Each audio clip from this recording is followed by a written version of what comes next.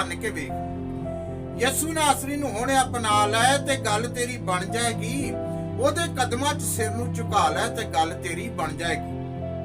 ਹਰ ਦੁੱਖ ਦੀ ਦਵਾਈ ਉਹਦੇ ਦਰ ਤੋਂ, ਹਰ ਦੁੱਖ ਦੀ ਦਵਾਈ ਉਹਦੇ ਦਰ ਤੋਂ ਮਿਲ ਜਾਂਦੀ ਏ, ਰਹਾਈ ਉਹਦੇ ਦਰ ਤੋਂ। ਜਿੱਥੇ ਮਰਜ਼ੀ ਏ ਤੇਰੀ ਅਜ਼ਮਾ ਲੈ ਤੇ ਗੱਲ ਤੇਰੀ ਬਣ ਜਾਏਗੀ। ਯਿਸੂ ਨਾਸਰੀ ਨੂੰ ਹੁਣ ਅਪਣਾ ਲੈ ਤੇ ਗੱਲ ਤੇਰੀ ਬਣ ਜਾਏਗੀ।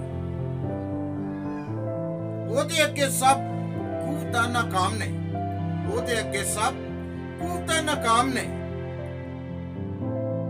ਕੰਮ ਉਹਦੇ ਕੋਲੋਂ ਸਰਦੇ ਤਮਾਮ ਨੇ, ਉਹਦੇ ਅੱਗੇ ਸਭ ਕੂਵਤਾਂ ਨਾਕਾਮ ਨੇ।